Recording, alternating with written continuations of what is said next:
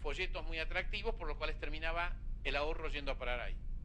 Y con eso lograban financiar todo esto. Esto es importante porque no es culpa de China, como he leído muchas veces, que se dedicó a acumular dólares, que Estados Unidos pudo alentar el crédito. Es China más la falta de una política restrictiva crediticia de los bancos centrales de Estados Unidos y de Europa, que, como dicen acá, se necesitan dos para bailar este tango. Por un lado, los China del mundo acumularon dólares, pero por otro lado, los bancos centrales del primer mundo alentaron con las caídas espectaculares de tasa de interés a todo este financiamiento. Estos, digo 1000, a lo mejor son 10.000 o a lo mejor son 500. Intermediarios financieros, profesionales y muy audaces no están más, ni van a volver a estar por 20 años. Galbraith, un estudioso de la crisis, describió muy bien lo del 29, dice, hasta los años 60, que no se reemplazó a todos los financistas que estuvieron vivos en el 29, no se pudo volver a armar una burbuja especulativa. Porque mientras había memoria de esa burbuja, no quisieron hacerlo. Yo digo, acá por muchos años va a quedar la explosión de esta burbuja especulativa en la mente de quienes dirigen las finanzas y no van a querer volver a prestar, no van a querer volver a incurrir en estos riesgos. ¿Por qué Obama estuvo analizando intervenir el Citibank? ¿Por qué transformó los bonos en acciones ordinarias para poder sentar a una persona en el directorio? No por miedo a que se roben la plata, para superar la resistencia a prestarlo. Los bancos americanos hoy están sentados arriba de 890.000 millones de dólares y no los quieren prestar. Entonces, Obama estaba obsesionado por esto y está forzando a los bancos a que presten, porque está esta reacción de decir, bueno, ahora no vuelvo a prestar más. Entonces, el mundo va a tener 120 millones de familias que van a ser austeras, va a tener la ausencia de estos intermediarios audaces y va a tener del otro lado los países como China, etcétera, que han acumulado dólares y que hoy los miran como diciendo, nadie habla mal de eso, porque si no, no valen nada.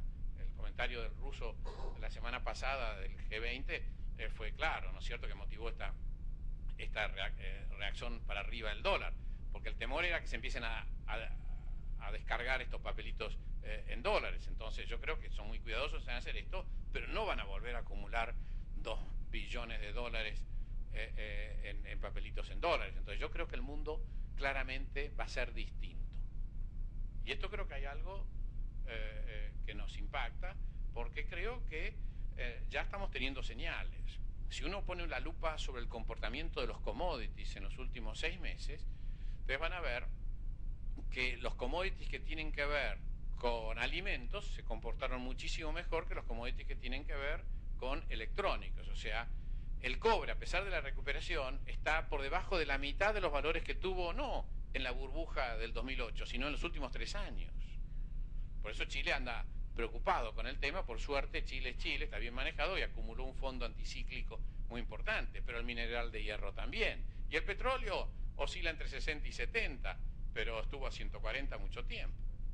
En cambio, la soja, después de haber bajado de 460 a 440, está en el valor más alto de los últimos años, a excepción de esos meses de la euforia, de la burbuja especulativa, a la cual la Argentina contribuyó con el conflicto del campo. Pero, o sea, la carne ha recuperado un 50% de los valores mínimos, la leche también se ha recuperado. ¿Qué es lo que me está diciendo los mercados?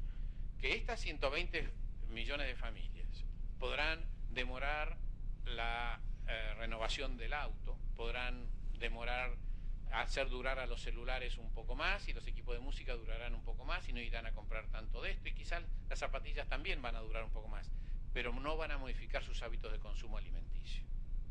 Quizás consuman en sus casas y no en los restaurantes, pero la diferencia de eso son salarios de los mozos o luces de los restaurantes, no menor consumo de materias primas agropecuarias. O sea, la señal que nos está dando el mundo es muy favorable para la Argentina. Te está diciendo que vamos a ver caer los precios de los commodities industriales, pero no de los commodities agropecuarios. Y esto está clarísimo ya en todos los precios. Si ustedes analizan inclusive, no los últimos 6 meses, los últimos 15 años, van a ver que hasta el 2007 inclusive, los commodities industriales y el petróleo crecen mucho más que los commodities agropecuarios, pero esto se ha revertido desde entonces y sobre todo en los últimos meses.